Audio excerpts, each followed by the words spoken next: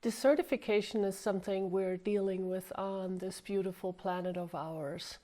Unfortunately, more and more farmland is becoming less and less fruitful to us, and we have been working with this for a very long time to try and basically reverse that or keep that from happening. Now, I have actually been interested in farming and soil for a long time. When I was in high school, I did my thesis on soil, and I wanted to be a farmer. Only what I recognized after school was that in order at that time for me to become a farmer, I had to marry one, and that was not an option that I was willing to have. Now, that doesn't mean that I lost interest in farming or the idea of how we are treating our planet, but it hasn't really been something that I pursued in my life. So about 8 years ago, I moved to New Mexico, and I now live in the high desert, where the rainfall is about 15 inches a year, which is very interesting because a lot of the rain comes all at once. And so there isn't really a lot of rainfall going throughout the year. But this year, we had a very interesting spring where we had like 7 days of consistent rain. And in the years that I have been here, I had never seen that before. So the rain was really slow, and it wasn't a big rain shower that was causing flooding as I had seen the years before, but it really just allowed to soak into the soil. And so because of that, we had for the first time some grasses growing that I hadn't seen the years before that, and also they grew taller than I had ever seen before. Now, with that being said, I still live in an area that is really quite arid, and so I have a lot of juniper bushes. I don't have trees on the property. In this area, apparently there used to be a lot of pinon trees, but they actually have disappeared quite a few years ago due to an infestation. Now there is new trees growing, but they're still not much taller than me, so it's going to take some time before these trees are actually going to be tall. Now, when I, for the first time, was listening to Alan Savory, I was really impressed with what he actually had discovered, which is that animal impact on the land is actually required.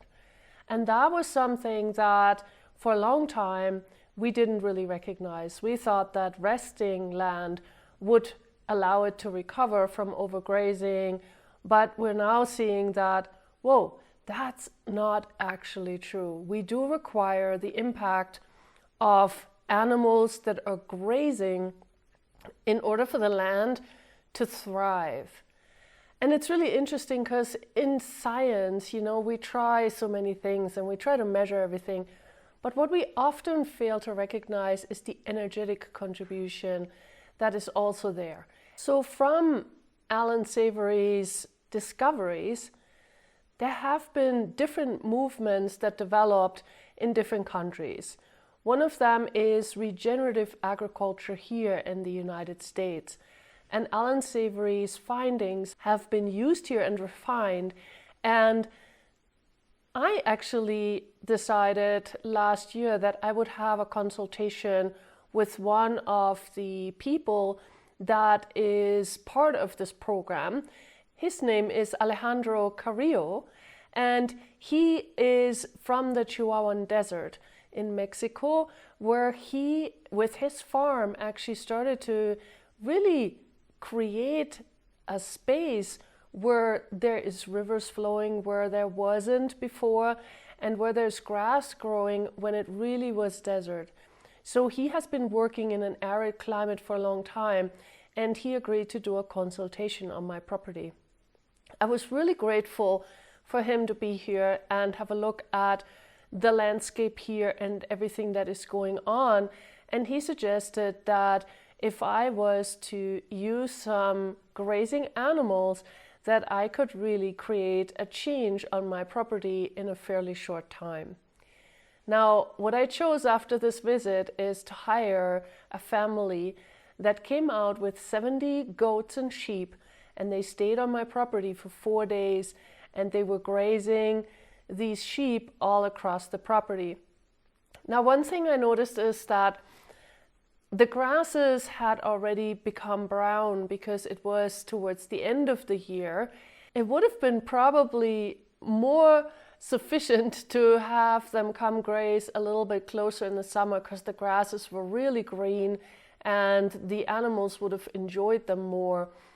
But I couldn't get them here sooner. So I just had to go with what was going on, and now I am really excited to see what that will create for the next year and for the years to come. I will keep grazing here, and maybe not always with sheep. I might see if I can get some horses or even cows on here as well.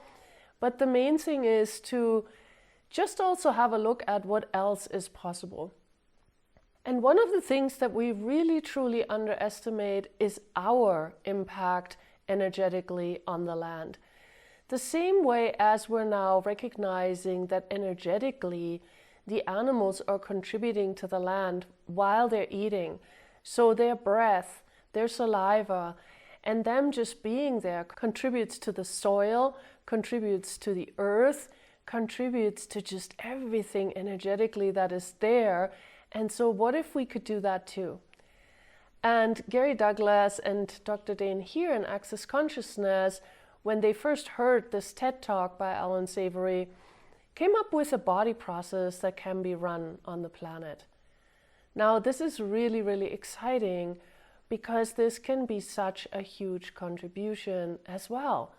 So, what if many of us at the same time are running this process all over the planet? And even if we don't, even if you do it by yourself on the earth, wherever you are, even if you are in New York City, what if you run this process every day? Will this contribute? Please be aware and just see if it's a yes or no. Don't try to make this logical. In Access Consciousness, we do a lot of things that have nothing to do with the logical mind. But we know when we ask the question, is this a contribution, and we get a yes, we just go ahead and do it. We don't know what the outcome will be. We don't know exactly what is being created when we're choosing this. And yet we have to remember that we can have an impact. Every single one of us has an impact. So please have a look at what future are you creating right now with the actions you're taking. And is that the future you would like to create and see? So thank you so much for watching, and I will keep you updated on my property next year.